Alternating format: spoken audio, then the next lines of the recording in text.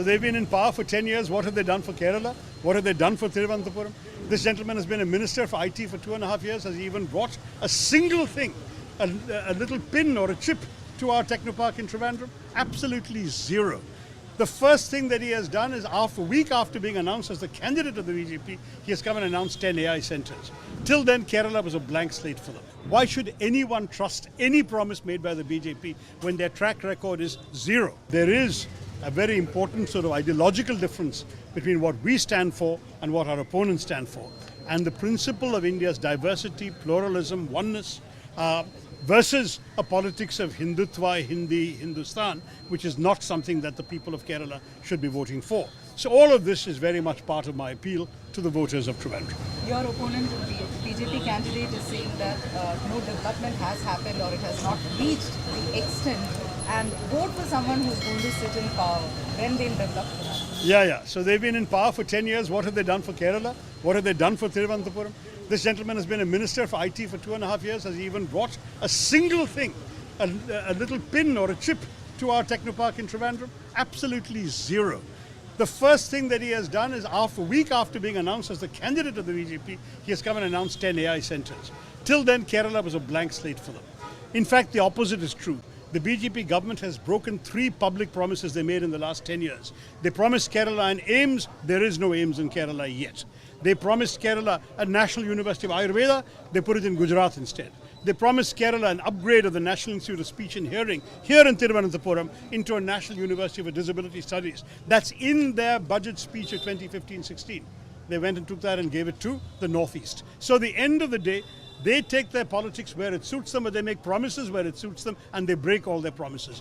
Why should anyone trust any promise made by the BJP when their track record is zero in every single promise? Tharoorji, now the biggest talking point is the electoral bonds. Do you think the Congress is on a back foot in actually criticizing it? Absolutely not, because the electoral bonds have really, there are some incredibly serious questions to ask about the fact that you are finding companies that have no serious track record donating more than their official profits. You've got companies that have given donations to electoral bonds or purchased electoral bonds and then mysteriously won contracts within a few weeks thereafter.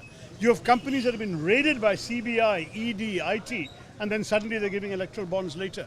This is unfortunately a very, very bad impression of our democracy that's been given to all those who follow this information, because it looks like, as Rahul Gandhi said yesterday, an extortion racket at work. And it's a disgrace that this is happening in an established democracy like ours. But the Congress also accepted it. No, obviously if the electoral bonds are announced by the government and they're part of the law of the land, why should we turn them down? It's not that we were getting very much of them. What we got, we accepted, of course. If it's a legal means of finance, we'll accept it. Now the Supreme Court has said it's completely unconstitutional.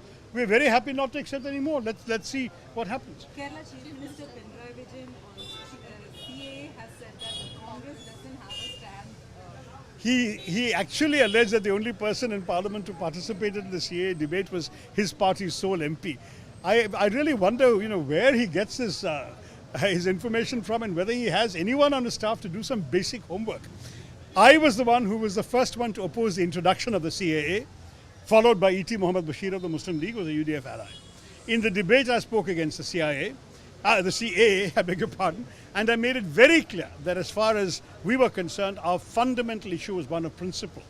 That it was, on the one hand, an introduction of a religious principle into citizenship, which is a violation of the basic understanding of the Constitution, Article 14, which pledges equality to everybody. But equally, it is a betrayal of the millennial civilizational traditions of India, where Swami Vivekananda could stand in Chicago and say, we've given refuge to people of every religion, every race that's been persecuted. That's how we are. And you're betraying that tradition of which Swami Vivekananda was so proud in excluding one religion from your rule. If you had passed the CAA and said anybody facing persecution in our neighboring countries is welcome to get fast-track citizenship if they've come before 31 December 2014, we would have all supported it. It's the introduction of the religious element that is the only thing we are opposing. And we made this very clear. What is more, in the actual debate, this is what we said. And all you have to do is go on Google, you'll find my opposing the introduction, my speech in the thing. You'll find the BJP chair interrupting my speech in order to wind it up. You'll see me rebutting Shri Amit Shah. All of this happened in the debate. And as far as I'm concerned, This has been the Congress's stand consistently from the beginning of the introduction of the CAA to today. We have made no change in our stand. I myself have inaugurated 7 protest rallies in the state of Kerala, from Kozhikode to Palakkad, at that time protesting the CAA. Our stand has been